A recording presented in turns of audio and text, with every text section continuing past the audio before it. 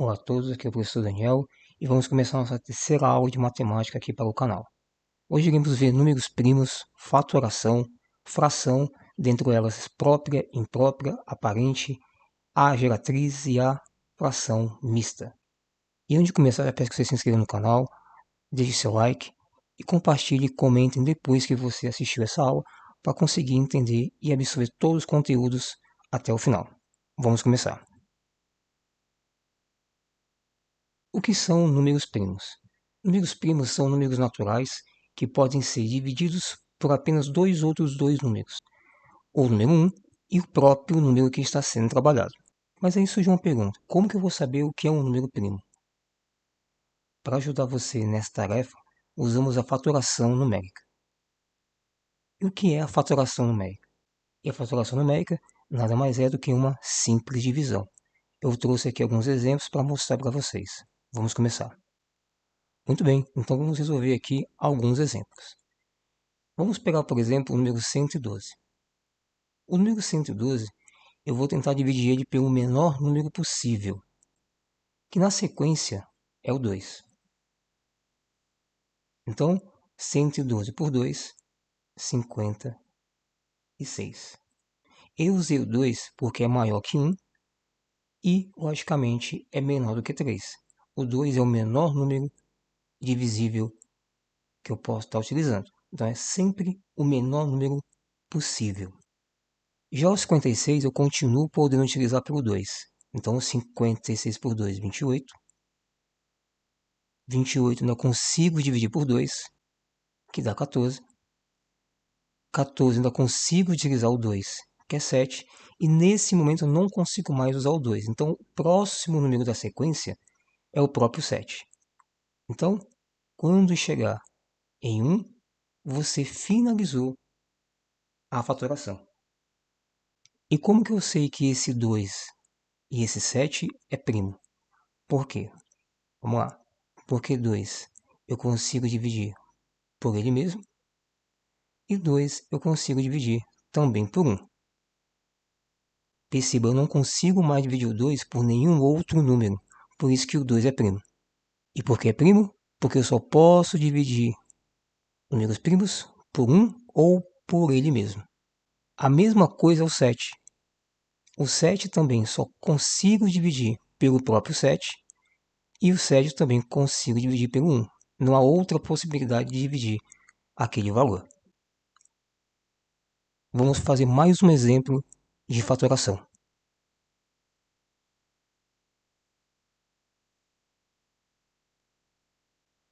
Dessa vez eu vou usar o valor 90.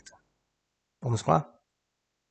90 eu vou pegar também o menor número possível, que é o 2, e tentar dividir ele. Então 90 por 2, 45.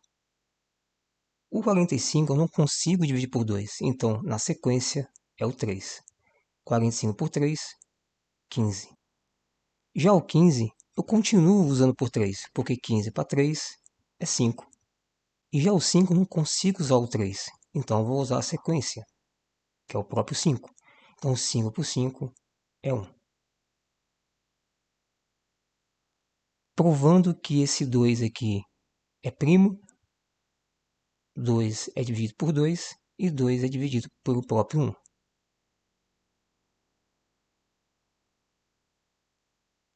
Esses 3 aqui também. O 3 é dividido pelo próprio 3 e o 3 também é dividido pelo próprio 1. E o último valor, que é o 5 é dividido pelo próprio 5 e o 5 também é dividido por 1. Então, tanto 2 quanto 3 quanto 5 são primos. Por isso, a minha fatoração está correta, porque eu só posso fatorar se os valores que eu utilizei são primos. Muito bem, dando sequência à nossa aula, vamos ver definições de frações. As frações correspondem a uma representação de partes de um todo. Ou seja, as frações nada mais é do que uma divisão.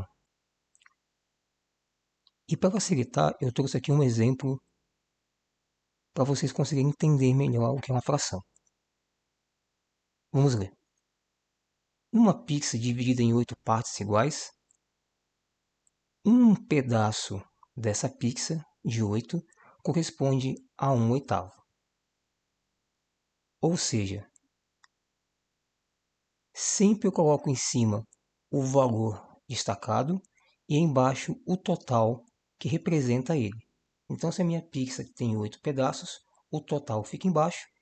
E se eu apenas comi um dos 8, esse um que eu destaquei fica em cima. Então, fração representa um pedaço ou partes de um total.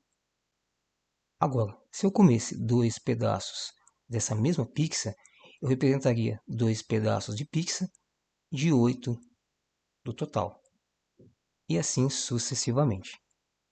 Agora, as frações existem elementos. Quais são os elementos? Nós temos o numerador, que é aquele valor que está em cima do traço. É aquele valor que representa a parte que eu removi. E nós temos o denominador, que é o valor que fica embaixo, que representa o total das partes. Então, o de cima, que seria 1, é o numerador, que foi a fatia que eu consumi.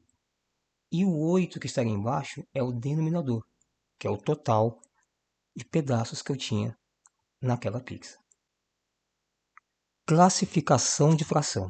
As frações possuem todas essas classificações.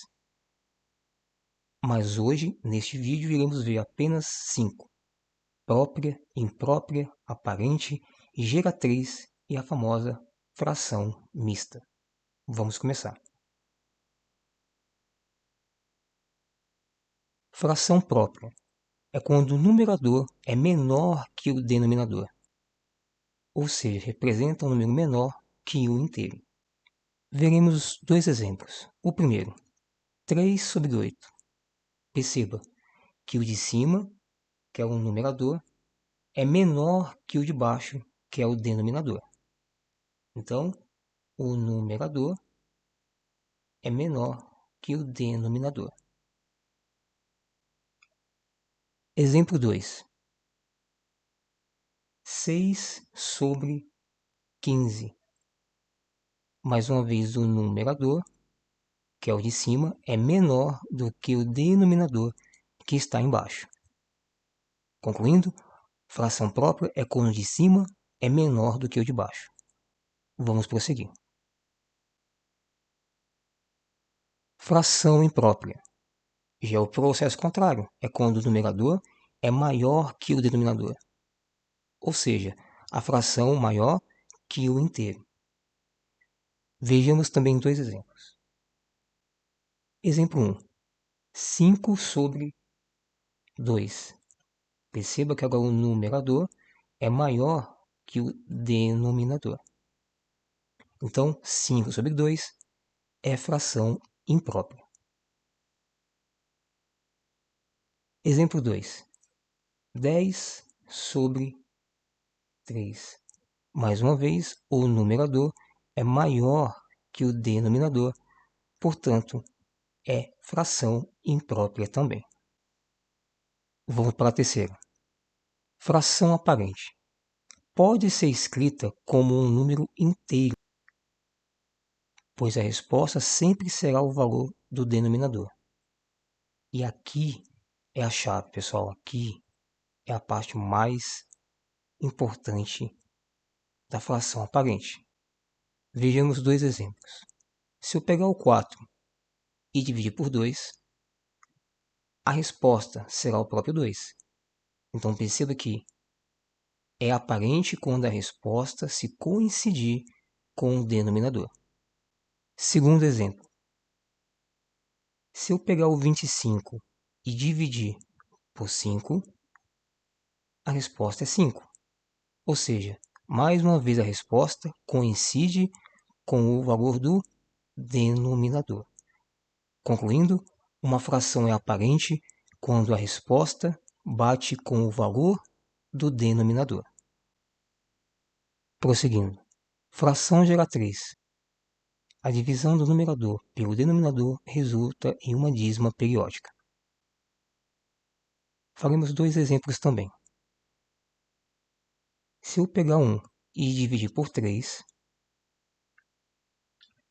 o resultado será 0,333. Isso infinito. Dízima periódica é um valor infinitamente igual. Segundo exemplo. Se eu pegar 1 e dividir por 4, o resultado será 0,4444 também infinitamente. Resumindo, geração-fração é quando o resultado da fração gera uma dízima periódica. Vamos então para a nossa quinta e última. Fração mista. Aqui nós temos duas ou mais frações juntas uma da outra. Temos dois ou mais termos em uma única fração. Vejamos alguns exemplos. Exemplo 1. Algumas provas vão estar dessa forma aqui, ó. Um valor inteiro ao lado de uma fração. Essa representação de número inteiro ao lado de uma fração é uma fração do tipo mista. Segundo exemplo. Posso também começar com a fração 4 sobre 9 e um valor inteiro após. Resumindo, a fração mista é quando eu tenho frações junto com valores de números inteiros, e não importa a ordem que ela é representada.